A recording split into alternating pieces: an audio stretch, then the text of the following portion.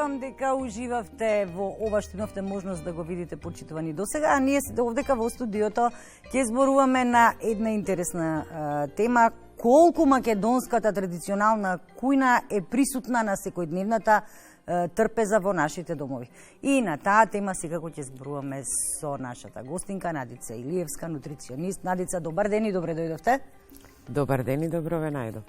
На почетокот на вистина едноставно прашање. Присутна ли е македонската традиционална кујна во секојдневниот наш живот или малку повеќе се свртивме кон нешто што е помодерно? Па всушност глобализацијата, како да ја заборави македонската традиционална кујна, а прво достапноста на намирници кои што нам ни се нови, може би за младите генерации се многу поинтересни и затоа многу повеќе се користат. И морам да кажам дека имајќи во предвид дека македонската традиционална кујна има неколку посебни карактеристики, специфични, за кои што младите денес речи се и да немаат време, или барем така велат дека немаат време, а во домовите ја се практикува се помалку. Среќа е што кај нас се уште се живее семејно, односно се одржуваат семејните врски, па ручеците кај бабите и кај мајките се честа појава и таму се вкусува и младите се вкусуваат и како што минува времето, така младите полека се надевам дека ќе се вратат на македонската традиционална кујна, затоа што ако зборуваме од нутритивен квалитет на она што всушност е наша традиционална македонска кујна, таа задоволува повеќе критериуми од она што денеска ние го сметаме за здрава храна. Да, некако ни се измеша поимите за здрава храна, се свртевме кон нешто што некаде во светот е здрава храна, но не е типично за нашето поднебје. Но мислам дека полека се враќаме кон корените, еве да речеме ако го земеме овој период од годината, период кога во селата се колеле свињите, па за готвење се употребувала свинската маст. Едно време сите ја избегнувавме, последниве неколку години свинската маст некако ја ставаме на пиедесталот дека е тоа една од здравите намирници, здрава храна. За здрава храна не можеме да ја дадеме карактеристика на свинската маст, тоа е намирница која што има многу заситени масти. Меѓутоа, ако ја споредиме со кокосовото масло, е поздрава. А тоа е тренд. Интересно е што многу пати сме зборувале на тоа. Начините на подготовка на храна директно влијаат на нутритивната вредност и на квалитетот на храната.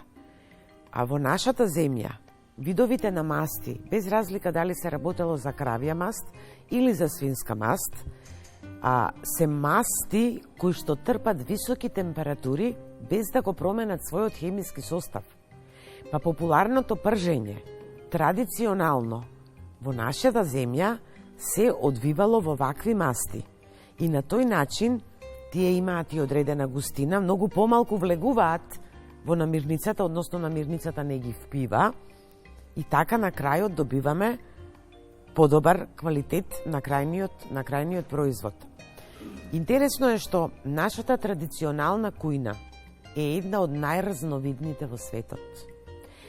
Ова парче земја, иако ги трпело влијанијата на различни кујни, поради климата и поради донесеното калемарство, многу одамна, почнале многу разновидни овошки и зеленчуци да даваат богат род.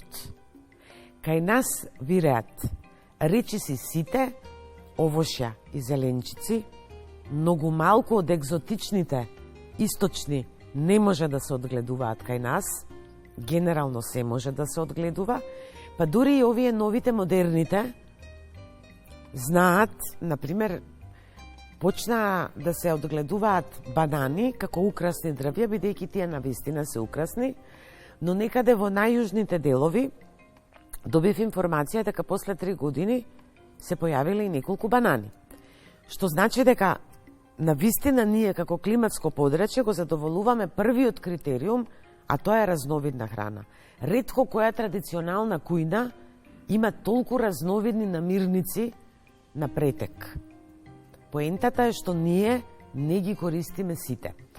Потоа, нашата традиционална кујна е една од првите која што, поради многуте сончеви денови, користела сушени производи, сушен зеленчук, сушено овошје, па еве како што видовме и во претходниот прилог, се сушело и месото. Што значи дека на тоа додаваме и некои квалитети традиционални кои што не се, например, автохтони од влијанијата од каде што сме ги земале намирниците. Вториот начин на подготовка за кој што сакам да зборувам е температурата. Ние и денес советуваме како нутриционисти ниска температура долго време или висока температура кратко време.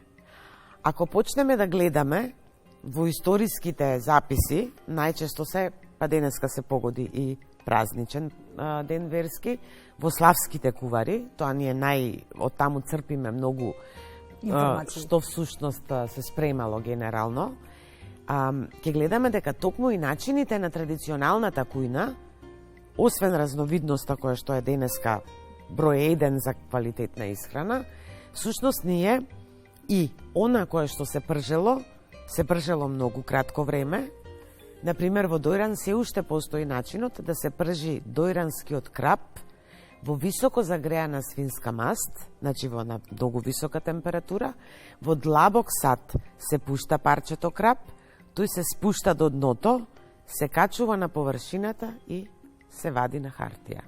Што значи висока температура, но многу кратко време. Тоа е здрав начин на припрема. Се друго, било на ниска температура, долготрајно. Она што денеска го протежираме како помошник во кујната, тие се слоу кукерите и така натаму, што значи дека ние навистина можеме како бренд да ја ставиме македонската традиционална кујна и во препораките. Јас навистина сонувам еден ден, како што се вели медитеранската кујна, македонската традиционална кујна, која што е изобилство од зеленчуци, ароми, бои, разновидност, ми се чини дека никаде нема толку видови на салати од зеленчуци колку што има кај нас. Ферментирани производи, ретко каде, толку ферментирани производи се користат кај нас. 2 месеци ни поминаа во правење на различни видови на зимници и турши. Може на вистина да се зборува, но треба малку повеќе едукација за тоа што всушност е македонска традиционална кујна, како се подготвува и кога и што се конзумира. Сега, кога сме за тоа, кога и што се конзумира, јас за пастрмелиите реков, во месеци што порано било така, дека во месеци кој е содржан буквата Р се јаде пастрмајлија. Тоа значи од септември до април. Тогаш кога е топло, не се јаде толку тешка храна. Се изместија начинот на исхрана, да кажам. Почнавме да конзумираме се во секое годишно време, затоа што е достапно. Но почнавме да јадеме и многу увозна храна, па дури и да сметаме дека е многу подобро да речеме, сега јас може би ќе ги измешам по нутритивни вредности, ама многу е подобро да речеме да јадеме авокадо отколку тиква. Не е подобро да јадеме авокадо од тиква. Авокадото е едно од ретките работи кои што глобализмот во позитивна насока ни го донеса, но тоа не може да не биде наша основна храна. Едноставно ние и генетски не сме приспособени и нашата микрофлора цревна едноставно не е приспособена за такви екзотични овошја и зеленчуци. Што се однесува до квалитетот, јадењето во сезоната на намирниците го дава највисокиот квалитет. Оно што расте на нашето поднебје во лето, треба да се конзумира во лето. Не случајно се правело зимница, односно се ферментирало за во зима кога го нема. Ако само и размислиме на тоа колку патувала храната, додека да дојде до нашата трпеза во сите 4 годишни времиња, од некаде каде што во моментот е лето, Не треба многу филозофија за да се разбере дека всушност тоа ќе изгуби на нутритивниот квалитет. Меѓутоа, секогаш сакам да се споредувам со италијаните затоа што тие направија наука од својата кујна. А нашата кујна е побогата од нивната кујна која што стана светски бренд. И во она што раѓа ова парче земја, и во она што го имаме ние како рецептура традиционално. Каде грешиме тогаш? Зошто не успеваме да издигнеме македонската традиционална кујна на такво ниво? Затоа што сме подложни на непроверени информации, затоа што информациите, како да не им веруваме која доаѓаат од овде, од нас, од нашето тло, како да секогаш сакаме да бидеме под влијание на она што е модерно, на тоа што е светски е подобро. Затоа што, знаете, во една Германија, за нив е сеедно дали е увозно авокадото и доматот и пиперката, бидејќи тие немаат ни домат, ни авокадо, ни пиперка.